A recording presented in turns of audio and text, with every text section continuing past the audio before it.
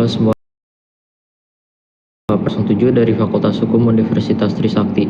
Untuk memenuhi nilai mata kuliah Hukum Lingkungan, pada video kali ini saya akan membahas mengenai berita tercemarnya Sungai Cisadane akibat dari kebakaran PT Biotek Sarana Tama.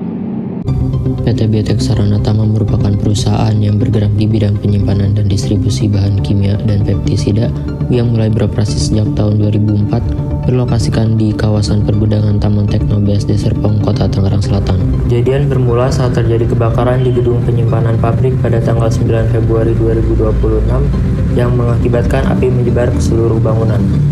Menteri Lingkungan Hidup Hanif Faisal Nurrafiq menyampaikan bahwa sekitar 20 ton bahan pestisida terbakar dan larut dalam air pemadaman. Air ini kemudian mengalir ke badan sungai melalui selokan dan menyebabkan pencemaran pada Sungai Cisadane. Pencemaran di Sungai Cisadane dilaporkan telah meluas hingga kurang lebih 22,5 km, meliputi Kota Tangerang Selatan, Kota Tangerang, hingga Kabupaten Tangerang. Dampak yang teridentifikasi oleh Kementerian Lingkungan Hidup yaitu warna sungai berubah menjadi putih dan berminyak, serta kematian berbagai biota akuatik seperti ikan mas, ikan baung, ikan patin, ikan nila, hingga ikan sapu-sapu.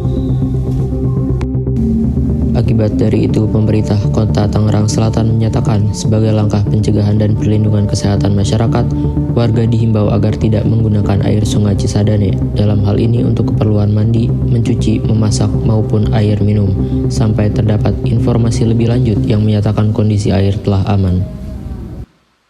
Awal kita sudah informasikan kepada masyarakat bahwa jangan dikonsumsi ikan-ikan itu, karena bagaimanapun mereka tercemar. Hingga Rabu 18 Februari 2026, Kepala Dinas Lingkungan Hidup Kota Tangerang telah memastikan bahwa kualitas air Sungai Cisadane telah memenuhi standar. Hasil pemantauan visual maupun parameter baku mutu menunjukkan kualitas air dinyatakan kembali normal. Ini pun telah dinyatakan oleh PDAM Tirta Benteng Kota Tangerang. Air baku sudah kembali normal, kualitasnya juga sudah mulai membaik, dan kami Perumda Tirta Benteng sudah mulai bisa mengolah kembali, dan itu sudah kita tes melalui laboratorium internal kami, dan alhamdulillah hasilnya itu sudah memenuhi persyaratan, memenuhi kualitas, sehingga aman kembali untuk diproduksi dan digunakan oleh masyarakat pelanggan Perumda Tirta Benteng. Untuk menindaklanjuti permasalahan ini, Kementerian Lingkungan Hidup melakukan pemeriksaan terhadap gudang dan menemukan bahwa gudang penyimpanan tidak memiliki instalasi pengolahan air yang berfungsi sebagai filter atau sistem penyaring agar air sisa kegiatan industri berupa limbah tidak merusak lingkungan saat dibuang. Itu jelas melanggar pasal 133 ayat 1 Peraturan Pemerintah Nomor 22 Tahun 2021 yang mewajibkan penanggung jawab usaha dan atau kegiatan wajib AMDAL yang melakukan kegiatan pembuangan dan atau pemanfaatan air limbah wajib membuat kajian atau menggunakan standar teknis yang disediakan oleh pemerintah. Maka dari itu, pemerintah melalui Kementerian Lingkungan Hidup telah menetapkan 2 jalur sanksi hukum.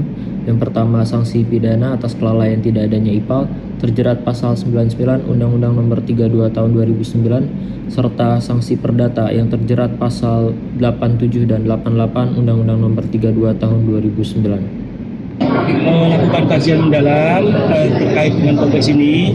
Jadi sama, tidak boleh pandang bulu, maka setiap yang melakukan pencemaran wajib bertanggung jawab. Ada pasal 87 dan pasal 90 yang mengharuskan saya untuk melakukan gugatan pemerintah terhadap pencemaran yang dilakukan. Atas kasus yang terjadi, saya akan memberikan beberapa saran terhadap pemerintah. Yang pertama, berdasarkan pasal 73 Undang-Undang Nomor 32 Tahun 2009, walaupun pemerintah sebenarnya sudah melakukan pengawasan, namun saya sarankan pengawasan lebih ditekankan pada pemeriksaan lapangan dibandingkan hanya memeriksa dokumen-dokumen saja. Yang kedua, pemerintah perlu memperkuat koordinasi dengan perusahaan air daerah seperti PDAM Tirta Benteng atau PDAM Tangerang Raya untuk memastikan kualitas air tetap aman, serta menyediakan alternatif lain jika terjadi pencemaran melalui mobil tangki ke wilayah yang terdampak. Demikian berita dan analisis yang dapat saya sampaikan.